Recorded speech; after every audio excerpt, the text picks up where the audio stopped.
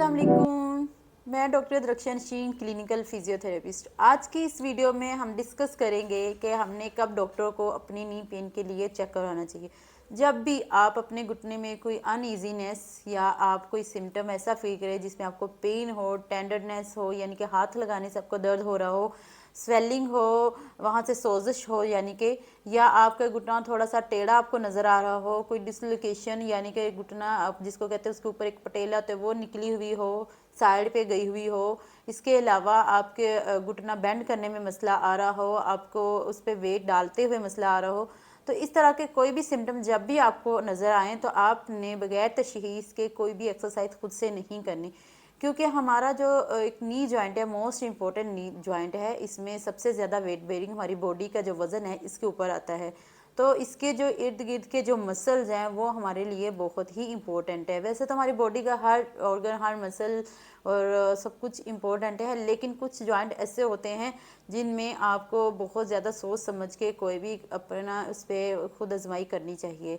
हमारे आजकल के सोशल मीडिया पे क्या ट्रेंड है कि फ़लाँ डॉक्टर ने एक्सरसाइज बताई थी यूट्यूब पे या आपने इंस्टाग्राम पे बताई थी, तो पेशेंट पे हमारे ख़ास तौर पे ख़वातीन क्या करती हैं, उसी एक्सरसाइज को फॉलो करती हैं बगैर उसके तशख़ीस कराए, बगैर उसके डायग्नोसिस के।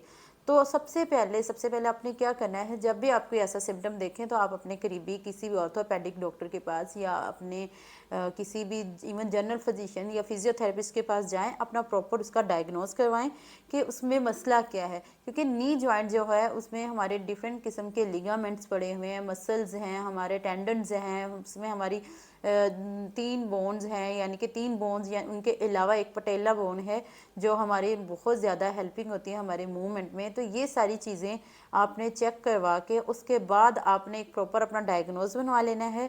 जैसा कि आपका आर्थराइटिस है उसके लिए अलग एक्सरसाइजेज होंगी, कोई आपका लिगामेंटस यानी कि आपका कोई स्प्रेन है या आपका कोई स्ट्रेन आ गया है तो उसके लिए अलग एक्सरसाइजेज होंगी। डायग्नोज किए बगैर क्या करते हैं, हम डिफरेंट एक्सरसाइजेज कर लेते हैं और फिर वो हमारी इंजरी ज़्यादा हो जाती है जिसको हम ओवर यूज़ इंजरी कहते हैं।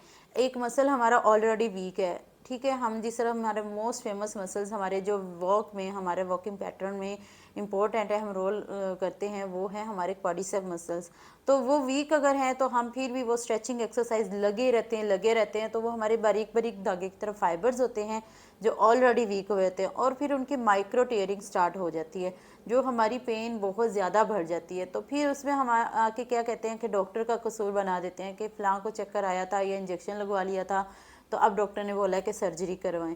तो अब आपने कोई भी ऐसा सिम्टम देखा है अगर आपकी जिसमें ख़ास तौर पे आपकी रेडनेस है, स्वेलिंग है, आपको हाथ लगाने से दर्द है, आपका घुटना टेढ़ा हो गया है या आपको घुटना बंद करने में मसला हो रहा है, जैसे कि आजकल ख़वातीन ज़्यादातर सहरी इफ्तारी में किचन में खड़ी रहती हैं तो लॉन्ग स्टैंडिंग पे वज़न उनका घुटने में आ रहा होता है।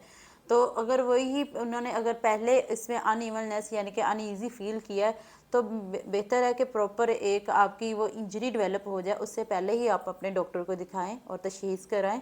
उसके बाद आप एक अपनी सीरीज़ वाइज एक्सरसाइजेज़ को लेके चलें। आर्थराइटिस की जैसे एक्सरसाइजेज होंगी वो अलग होंगी और जिस तरह आपकी कोई लिगामेंट की होगी वो अलग होंगी। तो उसके लिए आप नई से नई इंफॉर्मेशन लेने के लिए, नई से नई एक्सरसाइज जानने के लिए मेरा चैनल सब्सक्राइब करें।